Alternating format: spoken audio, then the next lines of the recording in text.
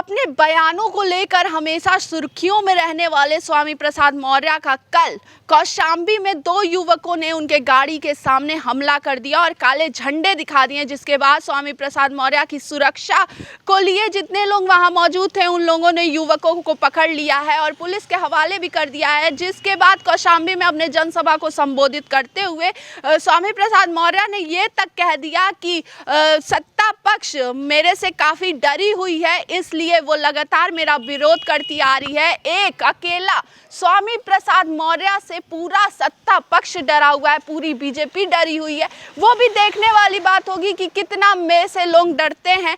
तो आपको बता दें, स्वामी प्रसाद मौर्य सपा नेता हमेशा से अपने सुर्खियों में रहते हैं अपने बयानों की वजह से। उन्हीं की पार्टी उनका लगातार विरोध करती आ रही है। उनके नेताओं का कहना है कि ये लगातार भगवान को बोलते आते हैं।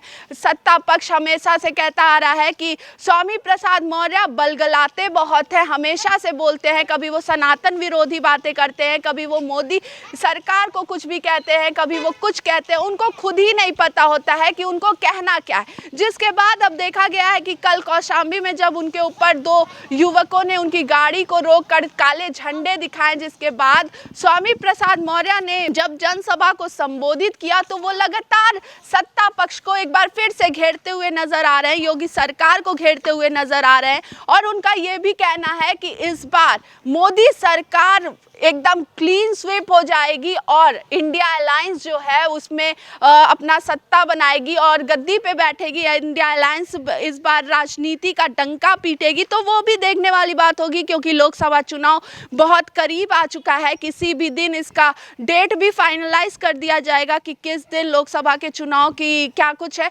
निर्मला सीतारमण ने इस बार सदन में ये भी बोला था, वन नेशन वन इलेक्शन की जो लगातार सत्ता पक्ष बात करती आ रही है, उसको भी देखने वाली बात होगी कि इस बार के लोकसभा में क्या वन नेशन वन इलेक्शन की जो बातें की जाती है उसको लेकर ही चलेगा। एक साथ ही पूरे उसमें जिलों में स्टेट में इलेक्शन होते हैं या फिर अलग अलग डेट शीट दी जाती है इलेक्शन कराने के लिए। तो ये भी इलेक्शन कमीशन के ऊपर काफ़ी बड़ा प्रेशर आ जाएगा वन नेशन वन इलेक्शन की अगर बात की जाए। तो अब देखने वाली बात होगी कि सपा नेता हमेशा से जो विवादित बयानों को लेकर सुर्खियों में रहते हैं स्वामी प्रसाद मौर्य, क्या उनके ऊपर उन्हीं के पक्ष के लोग उन्हीं के लोग बार बार आरोप लगाते आ रहे हैं। तो अब देखने वाली बात होगी कि क्या एक बार फिर से सपा नेता, अगर सुप्रीमो की बात की जाए अखिलेश यादव, उनके ऊपर कोई एक्शन लेते हैं या फिर हर बार की तरह सपा सुप्रीमो अखिलेश यादव स्वामी प्रसाद मौर्य को उनके विवादित बयानों को लेकर ऐसे ही छोड़ देते हैं। तो वो भी आपको दिखाएंगे सिर्फ और सिर्फ R9 न्यूज़ पर। कैमरामैन सुधीर के साथ अंकिता शुक्ला, R9 न्यूज़ लखनऊ।